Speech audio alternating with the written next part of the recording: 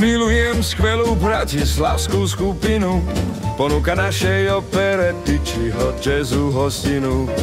Bratislava, hot serenej drs, oni sú skvelí, cestou na ich koncert chvejem sa celý.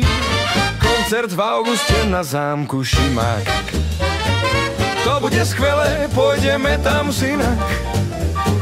Koncert však preložili už na júl 20. To je výborné, hodnotíme to vysmiatý. V nedelu júla 20. radostne oblečieme sa so synom slávnostne. Lúčime sa podvečer, zdravíme maminku a vyrážame natešení do Pezinku.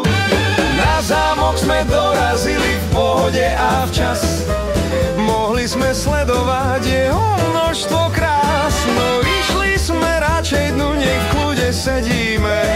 Cverkot pred začiatkom koncertu radi vidíme. No nádvorie je prázdne, ani pódium nič. Podvedomie ma nabáda, nevzdaj sa, krič. Do reštaurácie ideme, skúsmo sa opýtať, kde chcú návštevníkov koncertu privítať. Obsluha je otázkou o koncerte zmetená, dnes tu nemá znieť hudba tanečná.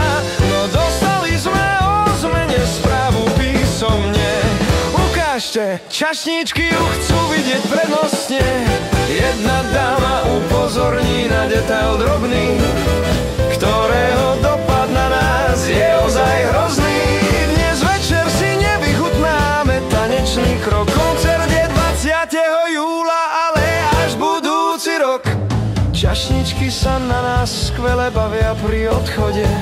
Zlepšili sme im náladu, pridali na pohode. Môžem prehlásiť, že sme fanúšikovia najväčší.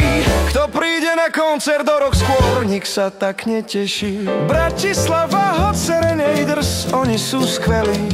Cestou na ich koncert chvem sa celý.